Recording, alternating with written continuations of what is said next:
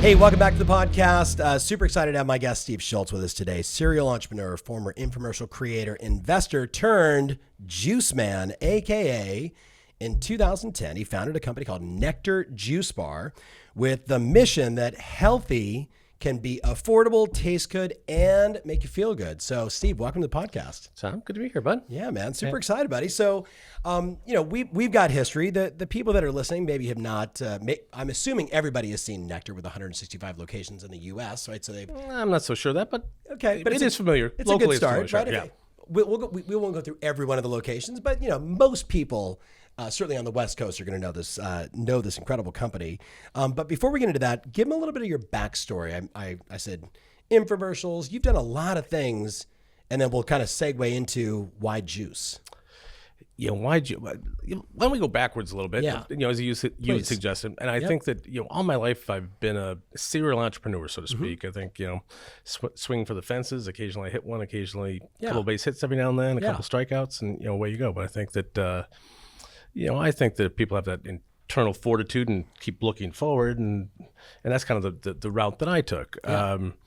If we want to go, if I go the immediate, or just previously to, not just previously, but 10, 12 years prior to Nékter, I was in the infomercial business, and the infomercial was a very fascinating business. Feast or famine. Yeah. You might spend $1 million on a show or $500,000 on a show, and in 48 hours you find out whether it works or it doesn't. Yeah. Now keep in mind, I was working at the time with Guthrie Ranker, so it wasn't my $500,000 or my $1 million; it was theirs. Yes. But it was a fascinating business, and in time it evolved to an annuity type business in the sense of subscription based. We were doing stuff with Tony Robbins, and the goal was to, instead of selling one product, get somebody that's spending money every single month with you guys. Yeah, and it made sense. I mean, you have people Proactive, which was one of our popular products, and things of that nature. We got to 2008, and when the economy started to, crater, and there's some issues. What happened was, which a lot of people didn't realize, what a lot of the credit cards got reduced on their limits, and so both the decline rate and the return rate went from about 1% to 21%. That's people. Okay, so just to be clear, that means like instead of 1% of people's credit cards declining on a monthly reoccurring basis, now it's 21%. And if return rates go to 21%, you're out of business. And if you're assuming that your EBITDA is 20% or whatever it may be, and you're immediately off the bat with a decline rate or a return rate of 20%, you've got some issues. Yeah.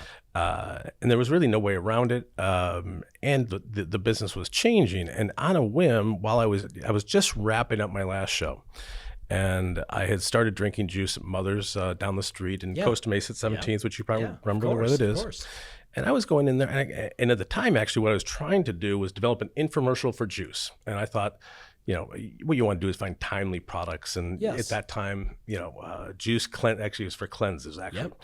And the issue that we had at that particular time was I wanted to ship it to New York, and we're getting shipping rates of $100. Yeah. And so all of a sudden, you can't have shipping rates of $100, especially on a perishable product. I drop it off at somebody's doorstep and it doesn't come out so good. Just a lot of issues with it. And so I started going to Mother's, and as I was in there, I'd asked the guy behind the counter, I said, how many juices do you sell a day? And he'd say, about 200 or 300. And I'm like, that's interesting. Yeah. But the issue that I had, just thinking things through, I said, at $5, if you sell 200 or 300, that's, $1,000 a day. Does that really make sense?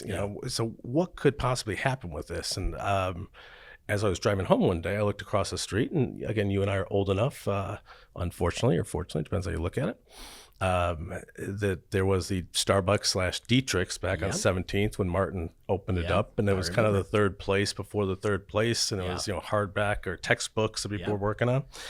And so the idea suddenly struck of, hey, what if I was talking to my wife at the time, because it was a shared business and a shared idea, and and the concept behind it was, what if we could reinvent the juice space similar to the way Starbucks reinvented coffee? Okay, let's just stop right there. Okay. Every entrepreneur listening right now, like I'm such a fan of. I was going to ask you, what was the question? What was the origin question? You just gave it to me. Like Bill Gates' question was, how do we have every computer run on our operating system? Walt Disney was like, what would a theme park be like if every horse jumped and there was no chip paint, right? That was the beginning of what we now know as Disneyland. So give me the origin question again. Yeah, so I think with all things, what you're trying to do is solve a problem. Yes. And I think that for years, the legacy brands, the Jamba Juices of the world, I think they all started with great intention back in the early 90s. Yep. But as time went on, they went down that slippery slope. And by the time they got to 2010, it really wasn't much different than maybe one level above a Dairy Queen, but frankly, exactly. It was a treat type deal. Yeah. And to me, I thought, people really do. You saw a seismic shift in society. I mean, you were on this just because you're you are a healthy person, your family and such. And people were going to Mother's, they were going to Whole Foods, they were going to Trader Joe's. There's a shift in habit and the way people viewed food. So ultimately, that's how we ended up with the store. So the concept, though, to even say, what would it be like to have, could you create Starbucks for juice? I have another friend who, and I won't say his name, who said, "How can I do marijuana like Starbucks, or a Starbucks for marijuana?" Like that was his same concept. When you came up with that thought, how long did it take you from, hey, this is an interesting idea, to opening up your first store? Very quick. Almost all things I do, bam, and I just go. Yeah. So I think the idea was probably mid-July. I think the lease was signed probably by 1st of August, and the first location was open. And by first, there wasn't an idea of 2 stores or 10 or 50 or anything like that. Yeah. It was just sort of a side business. And we opened October 8th in 2010 in about 900 square feet. And we ended up doing about $1.3 million our first year out of a single location. So clearly there was demand for it. Yeah. And it was the former coffee spot. Everybody knew it, and all of a sudden Nékter goes up. So how did you come up with the name? Or who came up with the name? So this is funny, and a lot of people ask about that. What was the evolution of the name? And usually there's a good story. Yeah. And so the story, which you'll be able usually is a good story. And in this case, no, it's a shitty story. No, actually, it's a great story because it's one that you'll relate to very well. Yeah. So I was with one of your best friends in the world, our buddy Claude. Claude Nicole. And he was going to get. He was Rolfing with his buddy. He goes to the Rolfing type thing. Yes, of course. And I said, Claude, hey, I've got these names, but I'm kind of struggling. Yeah. Dude, let me think about it. I'm going Rolfing, and I think during this time, I think something's going to come to me. As his muscles are being torn apart by Amadeus. What's his face? Amadeus, the Rolfing guy. Yeah, it was the Rolfing guy. So he comes out of it. He calls me. He says, I got your name. Yeah. And so he had the name, and then I went through the phonic spelling of it. Sure. In a sense to switch that up. And so that's the evolution of how the name came about. I love it. So when you talk about starting a business like this, what was the original mission or vision? And did it stay that way since 2010, or is it altered? I think all business is altered. I think that as a person, meaning a human, you see it in yourself. You see it in what you preach and everybody else does in a business. I think that you have to evolve. Yeah. And I give this example to my staff all the time. I was in one of our meetings last week. We had all the department heads in there. And I said, okay, here we go. and I had my nice new Apple phone, right? Yeah. And I said, so Tim Cook, Apple, he's going to announce August 15th that they're going to come out with they're going to come out with the iPhone 13. Yeah. So they set the date, for mid-September, right? Everybody's excited. And he walks out and he says, all right, here's the iPhone 13. It's exactly like the iPhone 12. Yeah. Have a great day. Yeah. What's going to happen? No. I mean, you can't do it. So, you've got one of the greatest companies in the world. Exactly. Or Amazon, whoever it may be. And they're always trying to push to evolve and grow. And I think that with any brand, I think you have to stay true to who you are. So I think that's essential. Mm-hmm. But I think there has to be brand extensions and evolutions in ideas and concepts and thought. Mm-hmm. And how you both manage the business, how you grow the business, how your offerings are presented. Yeah. So I think there's a number of things that people sometimes don't take into consideration. So we're going to get into a bunch of that. So let's talk about early days. How did you create a degree of separation between you and the Jamba Juices, you and the, as you said, sort of a step above Dairy Queen? It's become a popular term over the last number of years, which was basically disruption, which was our goal was to reinvent the juice space, similar to Starbucks, as I had mentioned earlier. And when we looked at it, it was full of fillers and yogurts and ice creams and all this kind of stuff. And my wife and I at the time also enjoyed the idea of a very simple menu, i.e.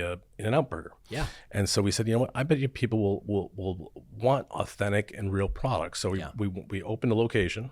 It cost probably $50,000 to open. And it was 6 juices, 6 smoothies, 4 bowls, and that was it. Nothing processed. Yeah. The smoothies had, you have a choice of, the filler was, or still is, house-made nut milk or coconut water. Mm-hmm. And the juices are, parsley, kale, spinach, apple, freshly pressed in front of you. Yep. And so the idea was to get rid of the processed, get rid of all the crap that people are having these days, and give people an authentic experience. Yeah. And also make it affordable in the sense of, at the time you saw a few juice bars in LA that were what I would consider to be elitist. All of a sudden it's 10, 12 bucks, and that I'm like, I don't care whether you go to Lululemon or you drive a Range Rover, you work at Staples or you McDonald's, it doesn't matter. I want it to be affordable and accessible to anybody that chooses that lifestyle. Yeah. And I think that was the key. Look, and you even reading on your website, like affordable, tastes good, it makes you feel good, right? And it seems like you stayed true to that, from the very beginning. No, when you look at it, I think that juice fundamentally can be an intimidating idea or concept. You go into some of these locations, there's too many choices. I think that if you look back on the day, you think of carrot juice, you think of a wheatgrass shot. Exactly right. So the key was, okay, how can you make it taste good? Yeah. And that's where the magic of Alexis came in and developed some terrific formulas that people really seem to enjoy. And I worked on the marketing aspect, and one thing led to another. Did it start in the very beginning with the juice cleanse? Like, are the original 6 drinks, is that the original one-day juice cleanse, or did that come afterwards? It's interesting you mentioned that because they all came together in the sense that we had a deli case, which was our cleanse products, and then we had our menu items. Yeah. And in developing the cleanse, we had 6 individual drinks, which didn't mirror the drinks that were on the menu. Sure. But where the infomercial experience came in is people like systems, people like processes, right? Yep. And so the idea went 1, 2, 3, 4. There you go. I mean, I've done this, this cleanse so many times. I love it. Which one am I on? Ruby, bring me 3. Yeah, exactly. Bring me number 4. Exactly right. And so the idea is when I talked to our designers, I said, okay, I want to put 1, 2, 3, 4, 5, 6. Yeah. And I said, Alexis, do you have any idea which order these maybe should go in? Yeah. Is there a method? Is there a method of the and there was. Yes, of course. But I think the idea of making it a platform in which it's very easy to follow made it a lot easier. So it's almost it's hysterical. Like living in Newport Beach as we do. You come back and it's like ski week ends. And I'm driving by the PCH store, and I can just see everybody lining up as the holiday break is over. Time for a juice cleanse. Like, is it that seasonal, the business? Am I? No, you hit it right. And the difference being between, again, I'll use the term legacy brand. Yeah. If you look at legacy brands, that would fall into yogurt, the Jambas, and et cetera. They're considered a treat brand in our space or our industry, which a treat brand usually is about spring break to Labor Day. Yeah, we're considered a lifestyle brand. Yeah, is January 1st hits. We've all been there. Yep. New year, new you. You want to lose weight, get in shape, make more money, do this, and all of a sudden the doors just get busted down with, hey, I'm going to lose weight, get in shape, get a cleanse, and start eating healthier. So, which extends our season a lot. So it's an important aspect of what we do. So I want to talk about scaling. So just for context, for the person listening or watching right now, they have 165 stores, 2,000 employees, and we started this thing in 2010. So clearly he understands scale. But I want to go back to the very beginning first before we talk about the sort of size and scope and management philosophy of what you're doing today. So in the very beginning, like what was the night before opening like? The night before opening, I didn't have time to worry about anything. Meaning the worry was, hey, is the paint done? Do we have the produce? Do the kids know how to make the the juices and the smoothies? And the biggest concern, frankly, I had was, is anybody going to show up? Yeah, well, that was the biggest worry. Did you do any pre-marketing? Yes, I bribed people like you and some other friends to make sure that they came, so that it wasn't just dead empty. So that was the marketing plan. That was my marketing plan. Call all my friends, make them come, and spend $5 and call it a day. So that was really how it evolved. From that first day, so to speak, but it wasn't really I think it was the first night we were driving home, and Alexis and I lived not too far away, maybe a mile away. Yeah. And she said, hey, you know what, Steve? I said, what's that? She goes, we're going to build this into the Starbucks of juice. And wow. so I thought it was very interesting. And I thought after about one that. day. After the first night, she just said that on the way home, 5, 6, 7 o'clock at night. And that resonated and sort of has stuck with me over the years. So yeah. So when you think about that first day, actually, let's look like the first month. So you did, like you said, $1.3 million in revenue the first year out of that first location. Yeah. Right. So all of a sudden you're doing, I mean, was the first month 110, 120,000, or was the first month 30 or 40,000? Did it have a ramp up period and then hit that sort of number, or was it scaling the whole way? No, yeah, it ramped up. I mean, certainly we didn't do 100,000 the first month, and as you would imagine, it. And frankly, I don't remember the numbers off the top of my head. But if I were to guess, it would have probably been a 40,000, a 60,000, an 80,000, and all of a sudden we hit the first of the year, and all of a sudden everybody wants to do a cleanse. Yeah, New Year. We're there 24 hours a day. Yeah, pressing juice, coming in 2 o'clock in the morning, making the bottles ourselves. Yeah, packaging. Doing everything we could. I'm glad you brought that up, because I wanted to ask you, like, at what point, and maybe help us understand the business, because when you think about 165 locations. Right. I mean, are they making all the juice in-house? Did you outsource some of this stuff? Like, how does all that work?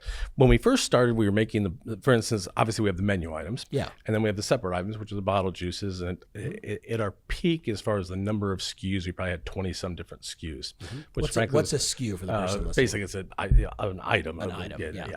Juice so A versus juice B versus C, D. Yeah. Yeah, it might be a healing greens, a fresh greens, a skinny lemonade, whatever it may be. Yeah. And so we made those in store just because it made sense. My thought on that was, hey, we're paying rent. And I don't know if you know this, but when you pay rent, you're actually paying rent 24 hours a day. So when we close, we're still paying rent. So I said, what are we going to do when we close? Why not make bottles there? And so forth. Yeah. When volume got too big, then we grew to, I think in the first year and a half, 2 years, we went to 5 different offices / warehouses. Mm-hmm. We went from 1,000 to 3,000 to 10,000 to 15,000. Started buying more equipment, and then eventually we got to the point where we just couldn't handle the volume anymore. In the sense of we're making upwards of 100,000 bottles a week. Yeah. So therefore we went to a co-packer to make it in mass scale, simply because we just couldn't handle it. So. And is that the process today? I mean, for the entrepreneur that's listening who maybe has, a similar idea, maybe not a juice idea or something else, like it sounds like do it yourself, grow. And then you hit a certain number where it just doesn't make economic sense anymore, time sense anymore. I think the latter. I think it's more of time sense. I think that, and you do preach, because I know you got to do what you do well. Yeah. And when we looked at it, we had plans drawn up. We had leased a building. We were going to build a manufacturing facility. Yep. And right when we were ready to, sign the contract to build it, I came to the realization of I don't want to get in the manufacturing business. That's not my business. My business is to serve the guest. Yeah. Somebody else that, that understands that business can do a lot better job than I can. Yeah. And so we end up finding a company out of Wilmington, which is just, outside of Long Beach, and have developed a long-standing relationship with them, and, started off as their first juice client. They now have, quite a few clients in there. We've grown along the way with them. And so it's been a very fruitful experience. And put in words. And I think that the idea was they could go ahead and make the juice do what they do well. I could go ahead and do what I do well. Bingo. Serve the client. So what would you say were some of the early hurdles? Like, what were some of the moments where you and Alexis were like, I'm not sure if this is going to work or how we're going to get through this? I think everybody goes, it depends on what the business is. For us, we went through a variety of growth phases, meaning that we, in 2012, I think it was 2013, I decided I wanted to open 30 locations. Yeah. Genius idea. Yeah. Maybe not so genius after all. Looks good on paper. Look right on paper. Yeah. And so all of a sudden I take all our locations, I spread our talent out too thin. The guest experience went, down the shitter. Oversight, management, everything Quality was just, control, oh my God, it was just awful. Yeah. And it took us about a year to recover. Yeah. So I think that a lot of people have this idea and they're in a rush. Yeah. And I think that anybody growing a business, the last thing they've got to do is be in a rush. They've got to understand their business. They've got to do the work.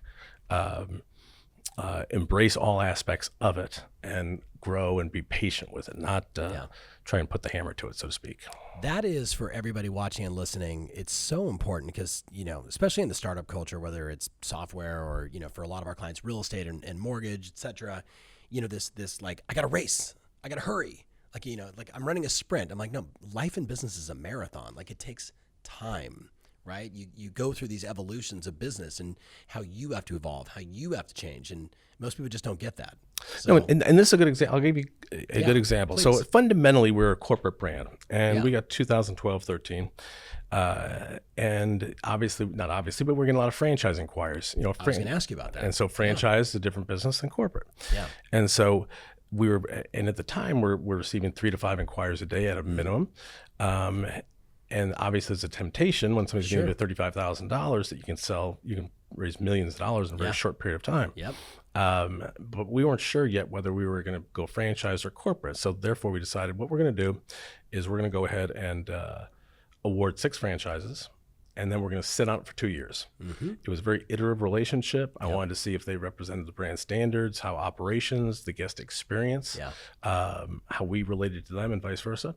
And once that time was over, and we were very disciplined on that 2 years, and it proved to be a fruitful relationship, then we took about a year to develop the franchise platform and system. Simultaneously, we're building corporate locations. Yeah. Where today I see a lot of brands out there where they have 1 or 2, and next thing you know, they try and spread across the country. Yep. And the concept behind that, to me, is if I don't know the brand, if I haven't been through the ups and the downs and done all aspects of it, how can I, in good conscience, sell you a system and a franchise? Because that's what you're buying. Yeah. You're buying a system. You are. And you look at it. Cost me X, it's going to cost me Y to build it, but I should make, Z return on it every single year if I do it right. No, when people look at it, and today we've got probably 45 corporate locations, give or take. Mm-hmm. So in essence, we're the largest franchisee of the brand. Yeah. So there's nothing that we haven't been through that they haven't been through. Yeah. Which I think helps us understand that aspect, which in the franchise business I think is very critical. So interesting for a lot of my real estate clients that are listening to this. I had I will not name the CEO, but he said, hey, I want to do a recruiting experiment to figure out why agents would choose my brand versus another brand. And I said, well, the first thing we should do is we're going to get basically a secret agent to go interview 6 of your own companies and then go interview 5 or 6 competitors, right? And what we learned in the 6 of his own franchises is everyone had a different pitch. Everybody had a different offer. Everybody offered a different commission split. And here's the guy that owns the master franchise rights. And he's like, no, this is how we do it. And everybody was, did you deal with some of that? Like, early quality control issues? Sure, like that? And you still have it today. I mean, you've got to have everybody on the same page. You got to have everybody connected. So how do you do that? How do you do that with 165, leaders and owners? And basically, it comes down to structure. I mean, you've got, everything from field marketing managers to FBCs, which basically are managing the field, to district managers, general managers, to, there's basically systems and processes in place that you have to have. But I think that transparency is key. But did you know all this going in? Come on, you were the infomercial guy. Well, you know me. I don't know shit, so I don't know. I still don't know much. I might sound good sometimes, but otherwise I don't freaking know anything. So did you bring in consultants for this? Like, did you hire a really great logistical operations person? What did you do? Oh, so here was because you're a sales guy. You're like me. Like, we're sales guys. Yeah, no, I'm not. Yeah, exactly. Frankly, I want to be the dumbest guy in the room every time. Yeah. I mean, my goal really is. And it drives me crazy when I sit in my meetings with people that, department heads and such, and they just are intimidated by people that are smart. They don't want to hire. Yeah. And to me, I think that's the craziest thing in the world. But I'm off point here. Did you bring in people? So here was a genius idea. Here's where we almost put the company out of business. So we're at about 25 locations. Here's a genius idea where we almost put the company out of business. Exactly. No, and I think people have to learn from this. I think it's very, very important. So we had 20 locations. We're getting a lot of buzz in the private equity community. We're an emerging brand. We're getting a lot of publicity, winning awards, doing all this kind of stuff. So hey, we're big shit, right? Yeah. So now what we've got to do is we got to bring in the talent. We're going to start taking people from, Starbucks and the big brands that really can drive it forward. Yeah. And so I hired a whole group of Starbucks executives, so to speak. Yeah. Sit in the conference room and, okay, they're like, all right, where's the manuals, the books? What do you want me to do next? Yeah, where's the process? Yeah. Where's the documents? Literally. How do we do this? Yeah. How do we do it? And there wasn't any passion behind what they were doing. Yeah. And so all of a sudden you send these guys out to the field, they were just, punching a clock, so to speak. It's as though they worked for Procter & Gamble and they'd gone through the traditional training program. Yeah. And it offended a lot of our team members. They felt passionate about the brand. They've been there a long time. They grew up with it, and all of a sudden we bring these outsiders in, and it lasts about 6 months, and finally I just let literally every single one go. Yeah. And so now when I hire somebody, they certainly have to have a skill set depending on what it is. Sure. But usually it's based on passion. So usually it's based on passion, curiosity, drive, ambition, things of that nature. But the resume rarely will I look at. I glance at it depending on what the skill set is, but passion and desire and all those things are so important. It's interesting. There's Ray Dalio's book, Principles. He talks about it all the time. Like, I don't look at the resume. I look at the DISC profile. Like, does the DISC profile match the job description? And like, do they have some passion there? Is there something behind them that they're fired up about this? Which means they're going to be willing to argue and debate their perspective and not just, succumb to, whoever's the boss inside the room, right? So smart. No, you're absolutely right. And you have to have people that aren't afraid to challenge you. I mean, the last thing I want is, you don't want yes people in the room. You want people to argue and debate and challenge your position so that you can provide the best product and service, whatever it may be, whether it be in real estate or whether it be in, in our business. Yeah. That's how you grow. Yeah. Talk about the most complex problem you had to solve in your business. Oh, geez. I mean, you think just so people listen, like think about like McDonald's, right? Like who brings the food, who trains the people, who gets the leases. I mean, you got a lot of moving parts in your business. And you say it's juice, but that is complicated. Oh, by far the most complicated and complex issue we've had is supply chain. Yeah. You're talking about 160 locations, 17 states, 68 different, cities. And you've got to get people the same product. You've got probably upwards of 90 different SKUs that all have to arrive at 6 a.m. every day to each location. Yeah. And it can be very problematic because you're relying on a number of other people to execute from their position. Meaning, yes, the mission and directive can go out from corporate, but they got to be able to execute in the field. And if they don't, which they haven't, which some of these guys have not, then we have some problems. Yeah. And so we had some real issues last year with supply chain. We finally resolved it, but it took 6 months to fix. It's a very difficult problem. What was the biggest, what was the obvious problem, and then how did you solve it? I think the responsibility clearly falls to us, and we were taking our distribution centers, which basically fundamentally deliver produce, just like you would, right? Yeah. But now we ask them, hey, while you're delivering produce, can you deliver the bottled drinks, our soft goods, and things such as granola, and napkins, and this? And they weren't used to it. Yeah. They were used to going in the drivers would go back, buy a box of apples or lettuce and deliver it to a restaurant, right? Yeah. But now they're asked to, hey, you got to grab napkins, you got to grab bottles, and the drivers would forget. And all of a sudden, say you have a franchisee in Houston, and it's Friday morning, and they're supposed to deliver, say, 14 cases of acai, and he's like, oh, I forgot.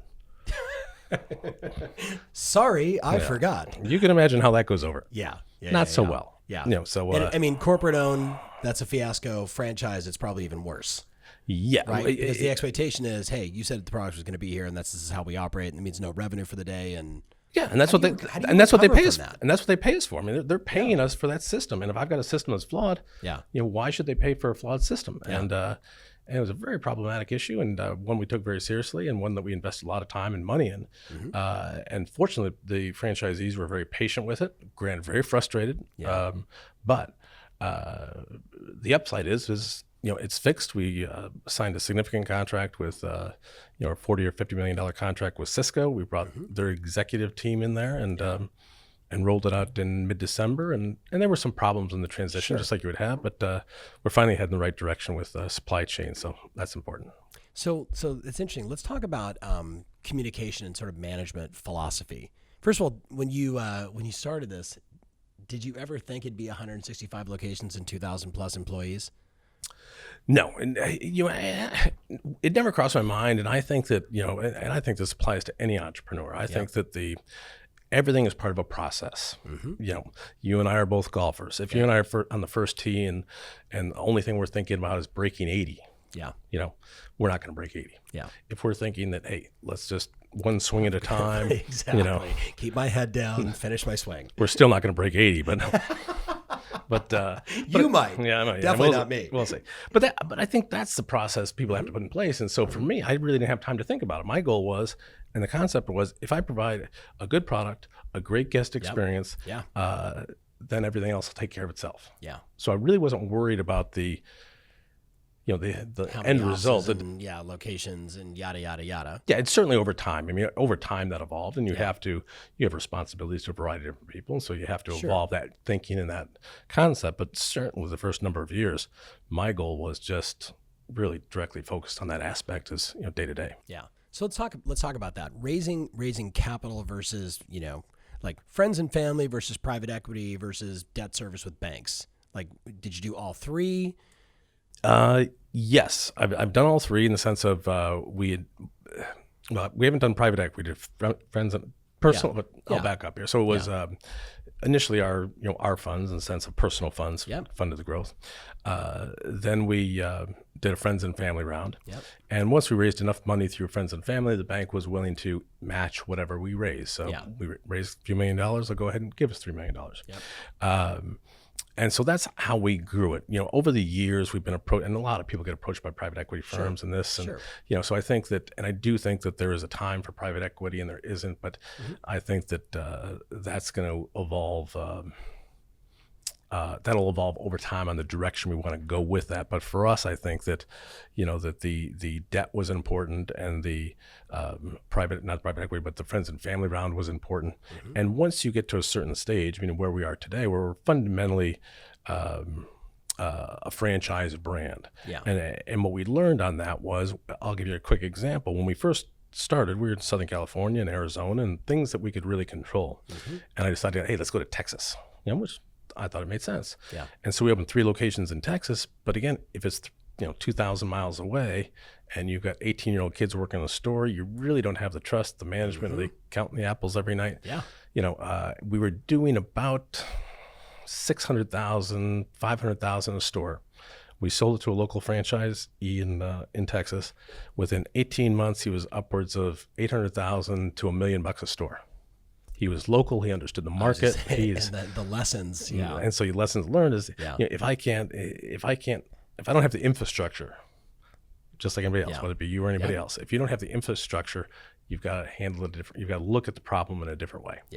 It's so interesting. I know for a lot of my longtime listeners and longtime clients as agents, this sort of evolution over the last 7 or 8 years where, Steve Schulze is amazing and he's killing it in Newport Beach for, brand X. And he says, but God, I could probably do an office in San Clemente. I could probably do an office in Long Beach. Then heck, I might as well go to Santa Monica. And not as a franchise, but as an individual agent, they start opening up these multiple locations. And in most cases, they fail miserably because of the lack of structure, the lack of the local knowledge. They try and find one guy or one gal there to lead it, and maybe that person works or maybe they don't. You had some of the same things. So how did you solve that? Well, and there's a lack of, just like, it's exactly what happens in our business and happens in any business. There's a land of brand awareness. So they may be, if they're a very successful broker here, say in Newport Beach or Irvine or whatever, and they kill it, but now all of a sudden they think they can duplicate that success in Santa Monica and San Diego, whatever, but nobody knows who they are. They don't recognize the brand. They don't have the support. They don't have the infrastructure. They're going to spread themselves too thin, and it's just a recipe for disaster as far as I'm concerned. So I think that, that is absolutely critical to people that understand it. So all of a sudden, we're well known in Southern California and Arizona and now Texas, but now that we start making the reaches to the East Coast, which we're down in Florida and other places, we underestimated what it would take to grow the brand in those areas. Which to me, I think is important that we corporately invest a lot of money. We get street teams out there. You do a lot of things. I was going to ask you, give us like a high level. What's the marketing look like for a launch of a new location in a different state? It's a combination of things. Obviously, we'll have a digital campaign that's hyper focused, and just like everybody says, 25 to 35, female, juice, healthy. Facebook, go. Facebook, press the button. Exactly. Yeah. Go to Facebook, go to Yelp, do all those traditional ads. But as they say, all business is local. Again, whether it be real estate or anybody else, it's all local. So what you've got to do is you got to reach out to those people in that area. You look at that 1 to 3 mile radius. You get street teams out there of 5 to 15 to 15 people canvassing the area, giving out samples, volunteering. This is and all the that Uber. This is how Uber launched cities. The same, but they would throw a party, and then they would do the same thing, like meeting all the local drivers, meeting all the local business people. So does it work? It does. I think it's a little. The problem you have with the situation being franchised is it's a matter of whether the franchisee is going to buy into it. In the sense of, you had mentioned brokers and all having sort of different messages. Yeah. If they all have the same message, they're probably going to be much more effective. Yeah. And they're going to follow the systems. Yeah. We have the systems because we know what works and doesn't work. Mm-hmm. We've got a franchisee as an example out in Redlands, and he had a process in which he opened the store. His store in Redlands probably does $100,000 a month. Wow. I mean, just an unbelievable success. And based through his platform, we've used that for a lot of franchisees. And so we had one up in Northern California, and they had Taco Bells, and they open a Taco Bell and people come. Yeah. I'm like, Nékter's quite not as known. This is not Taco Bell. We're not Taco Bell. Yeah. And so I said, this is what you got to do, because these are the proven formulas. But they didn't want to do it. Yeah. Sure enough, their sales suffered. Finally, 3 months later, they followed the platform. Sales jumped 30%, and they've been successful ever since. Yeah. So people have to be on the same page, and you've got to make sure that you hold them accountable to that. So I have in the back of my mind all the time that ever-dimming junior famous line, a system will produce what a system will produce, nothing more, nothing less. Right? Like, just follow the plan, man. Follow the process. No, and so many people don't. They have their own ideas and their own concepts. I can do it better. Yeah. And every now and then, I love this one. I like things to be loosey-goosey. I'm like, really? I don't want you as a doctor. I don't want that person making juice. That scares me. No, and I use that example. Everybody likes structure, whether it's me or whether it's my flipping dog. Yes. Do I want my dog? Oh, I feel bad because my dog sits, stays, whatever it does, right? Yeah. Or I give the dog no discipline, and it jumps on the couch and shits on the rug and does all over things, poops everywhere, does the whole thing. Yeah. No, give it structure, give it discipline, and you're going to be much more successful, and they're going to feel safer and produce, have a higher production. So, do you have a management philosophy or a management style? Well, it's funny because we talk a lot about a structure. I have a glass office and an open door, and what I mean is literally a glass office. I require that everybody comes into my office basically all the time because I want to, hear what they have to say. Yep. I demand that they are direct with every issue that they have. If there's an issue, don't beat around the bush. Don't beat around the bush. Yep. Tell me what it is. Going back to being the smartest person in the room. When we're in the room, we used to have situations in which we'd have 15 people in the conference room, and all of a sudden I come in and it's dead quiet. Yeah. And then 15 minutes before they're going all over the place. Yeah. And I'm like, I've had it. Yeah. I've had it with that. As far as my management style, it's funny. I think that we've got a very young, engaged team, and I think I follow that philosophy. I'm not fundamentally, you know me well enough, I'm not a pat in the back type guy. Yeah. I'm not the guy that walks in the door and hey and give everybody a hug. That's just not me. No. So I'm going to write a book, how to be successful by cutting everybody down. He's kidding, not kidding here. No, not cutting. But it's more of what I want to do is I want to joke and develop a relationship with them that's respectful and iterative and have fun and grow. But let's not take each other too seriously. Let's not take each other too seriously. Let's have some fun here. Yeah, let's grow and have some fun. What do you and where do you want to do? Where do you want to go and what do you want to do? Yeah. Because you have some people that may be great at one thing, but they really want to do something else, and so you got to basically really hone their talents. Yeah.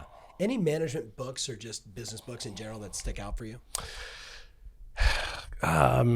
Traction I think was fantastic. For me, Traction I thought was a fantastic book. I've been reading $1 Trillion Life Coach, which I think is fantastic. I think that's a terrific book. It's an amazing book. Just about Bob Iger's book. I haven't read it yet, but I'm Bob Iger's thing on what's the online learning platform, guys? Masterclass. That Masterclass was devastating. Yeah. Really good. Yeah, those guys. I mean, the skill set to some of these guys. For me, people talk about, Dave, what's your routine and what do you do? For me, I listen to basically either podcast or a book on tape virtually every morning. So I'm having breakfast, and it's amazing what it does for your head, for your mind, your motivation. All of a sudden, you might be a little bit slow, you might be whatever. Bam, you pop that up, or you're having a little cup of coffee, and away you go. Yeah. For me, anyway. No, I'm the same exact way. So kind of switching gears. At this point, how do you come up with a new product, and then how do you launch a new product? Man, I think that coming up with a new product goes back to solving a problem. I think that you've got to. There are more opportunities today than there ever were. There's a lot of people that believe that it's saturated. It's this. That's not true. There's more opportunities for anybody out there. I think that you've got to go ahead and solve a problem. I think it's got to be within a niche product and a niche category. I think you have to understand specifically who you're going to and who, why, what the purpose is. So I think that which those aren't any genius revelations by any stretch of the imagination. But no, a lot of people come up with products because it was something they liked. They didn't actually think of the problem. What's the problem? Who is my avatar? Who is is Bob the buyer, Sally the seller? What are their challenges? What are their struggles? What's their hardship? What are they dealing with emotionally? And then how can I solve that in a beautiful, elegant way at a lower cost or better experience? Most people don't think like that. You do. And that's why I wanted to ask you. No, and I think that, and a lot of it, I think, goes back to the infomercial years, because the infomercial is you're solving a problem and it's all demonstrable. So I apply that to everything that we do, in the sense of we've all seen the commercial where they take the red wine, they pour it on the white rug, and 30 seconds later, it's going, wow, look at that. It's very demonstrable. You can go ahead and see it. Are you an alcoholic who drinks too much red wine? You need this product. Buy it today. But wait, if you buy one, we'll include a second one now. Sorry. You do. I love infomercials. Yeah.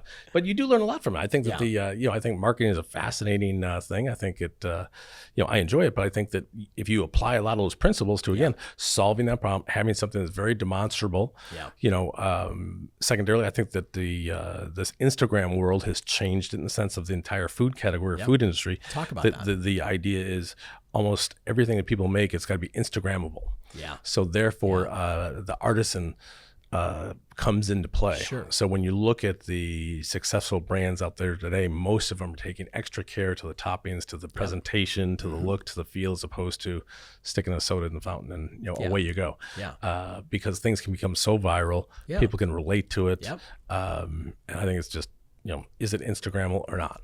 Yeah. And if it's not, we're not going to put it on the menu or make it Instagrammable. Yeah. So you talk about solving a problem as the creation of a product. How do you launch a new product? I'm thinking of the X number of franchise owners. You got to get the word out to them. You got to describe the problem. I'm assuming, right? And then here's how we solved it, and this is what it looks like, and this is how it works. How does that roll out? Well, first off, I think the most important thing people have to stay on brand. In the sense of we sell smoothies, juices, bowls. If all of a sudden I start selling peanut butter sandwiches or hamburgers or whatever it may be, what Starbucks did, that's totally took them off brand. Took them off brand. I've last 2 or 3 CEOs of Jamba Juice I've had dinner with, and one a couple of years ago we were at Fig and Olive for dinner, and I said, out of curiosity, when you walk into when I walk into a Jamba or any guest walks in, what do you want them to see? What do you want them to feel? What do you want them to buy? Yeah. And he said, I want to have something to sell to every single person that comes in. Oof. And I didn't tell my opinion on that, but you know what it was. That's horrible. And that just made no sense to me at all. Everything to everyone, you are nothing to no one. That's marketing number one. You kept saying niche earlier, right? So as far as the development of product, I think that it's changed for us and become a little bit more complex just because we're nationwide now. Yeah. And I'll give you an example. Last year we did a kombucha smoothie. The idea was that sparkling, fresh, reduce the calories, fat, sugar by 50%. So a terrific drink, right? You know what kombucha is. I know what kombucha is. You go down to Houston and Albuquerque and El Paso. I'm like, got kombucha. What? God bless you. And literally, we ended up with $40,000 of extra kombucha that we ordered because we were so off on the expectation on the education, nationwide. So, it is true that things start on both coasts and they push in. Yeah. And the middle of the country is now starting to catch up, but it's taken a while. Yeah. So therefore, you've got to make sure that you understand your demographic and who you're selling to. Yep. So that and the kombucha, taught us a good lesson. It didn't really cost us a whole lot, but I just thought it was a fascinating lesson in the sense of we made the assumption that everybody knew what kombucha was. Yeah. Orange County, they do. Yeah. El Paso, they don't. Yeah. Orange County, the little bubble. There we go. So let me go a different direction. I wrote down this question because I was on Instagram last night and I said, okay, if you could sit down with a CEO of a fast growing huge business, what are the questions you would ask? And one of the questions, and I'm actually pulling up my little Instagram stories here. One of the questions was, how do you maintain relevancy and your position in the market, especially something like yours where there's got to just be a ton of competition. There is. I think that what happens in this space is that in any space, if you're successful, then people duplicate it. Whether it's Lyft or whether it's Uber, then Lyft or whatever it is. Or in your space or anybody else's. 100%. And so with us, we had basically a 5-year runway to get ahead of everybody. But then, sure enough, people caught up. And I'm self-aware enough that I can go into some of these places today, and there's not a differentiator that I like to see, which doesn't make me happy. So now coming up on our 10-year anniversary, we've been on a very aggressive phase on all aspects to reinvent once again. Because that's that whole relevancy. You've got to, and that's the only way to remain relevant. You've got to reinvent. You got to stay in front of the eyeballs, keep people engaged with what you're doing. And if you just become sort of, that we are the same as everybody else, then what's the point? Why go to Nékter instead of go to the juice A, B, or C down the street? Every lender, every real estate agent, every title rep, all the people that work in the real estate space, they have the same exact issue. But usually it'll come down to a personal relationship, but it's hard to scale 165 locations in a personal relationship, or is it? Well, I don't think so. I think the same principles apply. I think that as you preach on a regular basis, you evolve as a person. People say they can't change, they can change. And I think as far as they evolve, they should be evolving every day. You wake up and what are you thinking about driving to work? What are you thinking about when you wake up? You and I have different thoughts, but my thoughts are almost always related to the company and the brand and what I can do. Obviously, family comes first, but when I'm thinking about the company and the growth, but it's evolving the brand to make it more relevant, to make it more exciting, to make it more engaging. How can I improve that guest experience? So I'm the same as somebody else down the street in theory. Okay, what's going to go ahead and differentiate me and turn it upside down and leave those guys, in the dust? If you just, for the people that are watching and listening, if you just took that question, what am I doing that is, that massive degree of separation? Like, why me versus the competition? If you just keep noodling on that, every entrepreneur is going to come up with good ideas. The challenge is most people aren't thinking about it. So is it the 10-year mark that is it tenure, or is it the competition, or you getting a little like, what's the, my buddy Chad Cooper says, spelkies, I think it is, little ants in your pants. You feel that nervousness. Like, when do you know you need to reinvent? The 10 years just happened to coincide with the right time, meaning that we've been there 10 years, we have evolved as we've grown, but now it's time for a bigger change than that. I just think it is. I think if you go back and you look at the history of Starbucks, back in 2007 or 8, they had 400 stores planned. Howard Schulze came in and said, I want to go to 800 stores. That didn't work out so well. They ended up closing 600 about 2 years later. If you remember Starbucks back in the day, it had the gray tile and the green grout and all that kind of stuff. You go into a Starbucks today, it's not the same thing. I think that the experience has also changed because you're looking at third-party delivery services, as an example, which I think is fascinating. So we started testing a year ago, October. We did a test with the DSPs, which is delivery service providers, which would be Uber Eats, Postmates, all those kind of companies, right? We launched it system-wide in January.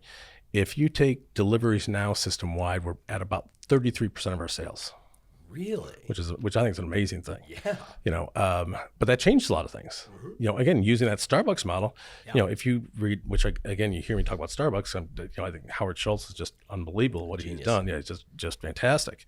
And I think that, he was all about the coffee experience, the third place. Then it evolved to drive-throughs.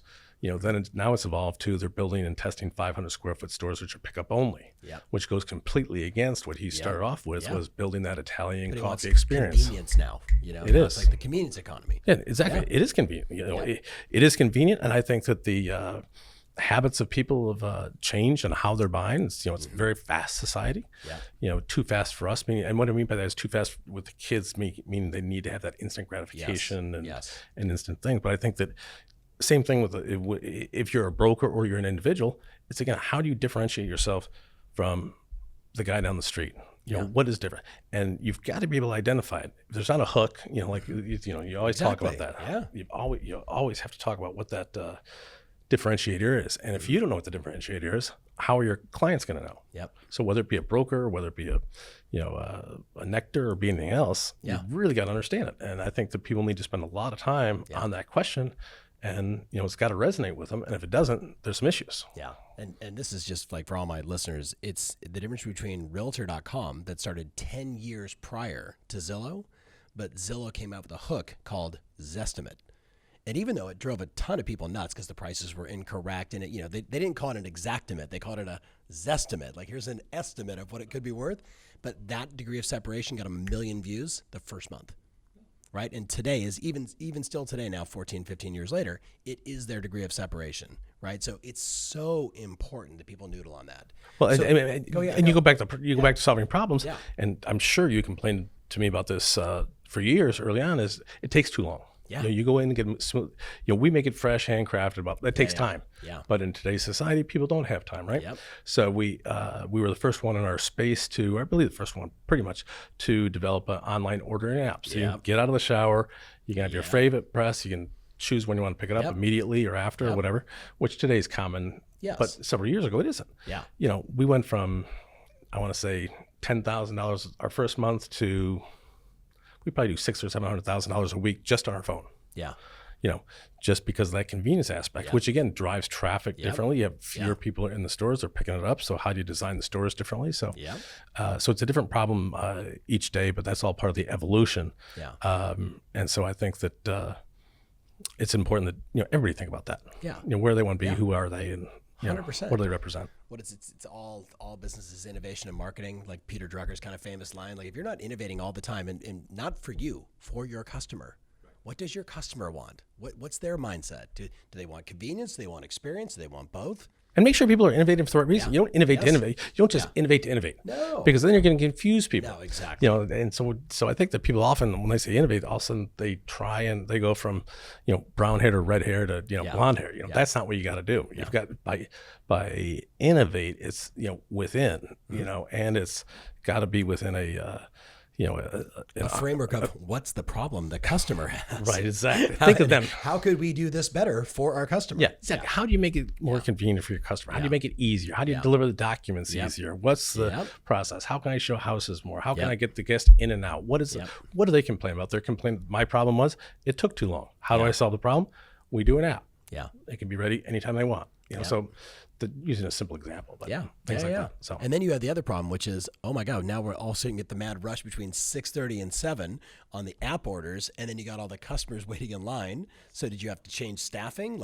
Remember, it's like I was looking at what are the unintended consequences of this innovation? We're solving this, but does it create another problem someplace else? It always does. I think that there's collateral impact to almost all decisions that are made. And I think that people fail to understand it. And some of them are surprising, in the sense of that you always kind of get blindsided and you hear stories of, of the collateral impact of decisions being made. And, how does that impact retail? You look at retail and you look at the Amazon effect on almost everybody. For sure. What's that going to do to the retail space and experience? Because again, people are using Instacart. They're not going to the pharmacy as much. Is that going to impact the dry cleaning that's in that center? Sure. Yeah. Is it going to impact me? I like to be next to a Starbucks and an Orange Theory Fitness and a daily needs type deal. But if all of a sudden the traffic is dropping by 10 or 15, 20% a year, that's going to have an impact, on my business. Yeah. How do I solve that? Yeah. Yeah. I mean, this has been real. Okay. So I want to finish with two questions. As we kind of wrap it up, what advice would you give just sort of broadly to someone that is just getting ready to start a business versus what would you say to that person that needs to reinvent their business? Frankly, I think both of I'd probably tell them both the same thing, because I think both people, you don't do this because I think you're very good at this, and I know you well enough, that way too many people listen to white noise. Yeah. They ask way too many people's opinions. Yep.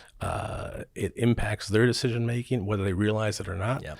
And I think that you've got to be committed to what you do. You've got to have the internal fortitude to go forward and make that decision. Yeah. And once you make the decision, go with it. Yeah. I could care less what somebody says. Yeah. When I started Nékter, obviously, not very few people thought, hey, it's a fad, it's a stupid idea, what are you doing? Yeah. Hey, man, the whole world's falling apart. Why are you starting a business right now, right? Exactly. And the same thing. I think that when people are starting a business, they can think of every reason in the world why it's not going to work, or their friends are going to think of every reason in the world. Yep. They can't let that impact them when they're going to go ahead and reinvent themselves or evolve or innovate who they are.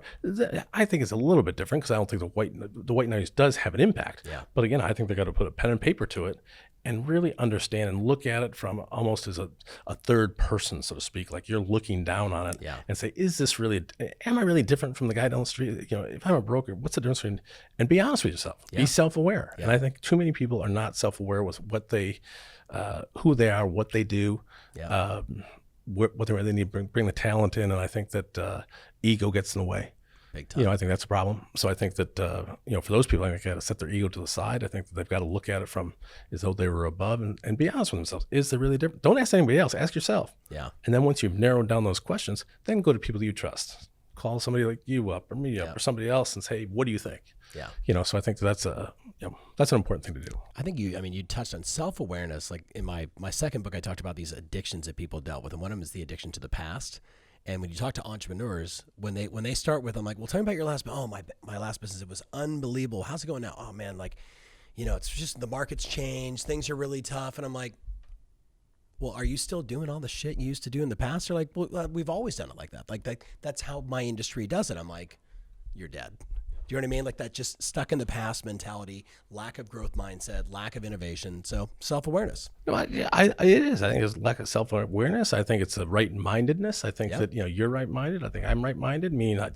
I think I understand who I am. Yeah. I think I understand what other people think of me or who I am. I understand where I've got to go ahead and grow. But I think a lot of people don't have that. And I think that they've got to do it, because if they are doing the same things, it's a changing world. Yeah. Accept it, embrace it, move on, and they can grow with it, but they've got to go ahead and accept that challenge head on. They can't ignore it. They can't stick their head in the sand. They can't think, hey, how am I ever going to catch up? Now, there's more opportunity, like I said before, there's more opportunity today in anything, whether it be real estate or anything else. Yep. But the key is, are they going to go ahead and evolve, integrate those changes, and execute? Yeah. Because you got to execute. So that's the whole game. Dude, this has been really fun. Hey, appreciate it, buddy. Yeah. Great to see you. We could have done this in Scotland or London. I know. Exactly. One of those places. Golf trips coming up soon. Exactly. So listen, as we wrap up, so Steve, if somebody wanted to reach out to you, should they follow you on Instagram? If somebody wanted to ask you a question, can they ask you a question? They can. One of the things I'd love to do is frequently I'll reach out myself. If I see young emerging brands out there, I'll call them up and sit down with them. People frequently come in, whether they be students or people that have one or two restaurants in our space, and come into my office, and I sit down with them and we talk about things. And sometimes there's opportunities to do things together. Sometimes they're just wondering, hey, how you scale, how you grow, how do you engage the staff? Which is an entirely different question. So Steve at nekterjuicebar.com. Steve Schulze official at Instagram, so they can reach out through a DM there and reach out anytime. And I think that when they come to me for advice or looking for things, I usually end up learning more from them and things. So I think that's the key, is that I don't do it because I'm that altruistic, although I do think you have to give back, and I really enjoy doing it. Yeah. But what I find is, not only do I have a personal satisfaction, but I usually learn something. There's something they're doing that's innovative and different. You're like, okay, I just gave you 7 nuggets and you just gave me 1 killer. That's all you need. I follow the same mindset, same Bill Mitchell, right? Who helped start Shady Candy. I'm like, why do you meet with so many people all the time? He's like, first of all, it's good to give back. He's like, second, when I get these young, crazy entrepreneurs and they got these crazy ideas, he's like, every now and then I'm like, oh, I'm taking that back to the Irvine Company or whatever it may be. So I respect that. There's a lot of great ideas out there, and you sort of stock them. Some you can implement, some you just stock away, and you never know. It's kind of like you have a pantry. Yeah. You've got a pantry full, and you gotta go in there and pull things out every now and again. Pantry. I like that. Yeah. See, I like that. Yeah. See? Hashtag pantry of ideas. Yeah, exactly right. All right. Well, listen, as we wrap it up, thank you, and thank you for my listeners out there. We always appreciate you. Keep asking questions. Definitely follow up with this guy if you've got questions regarding the food industry or launching something. Brilliant guy, lots of interesting background. We could probably spend hours just digging in all this stuff, but this was really good, man. So appreciate you, buddy. Love you, buddy. Guys. See y'all soon.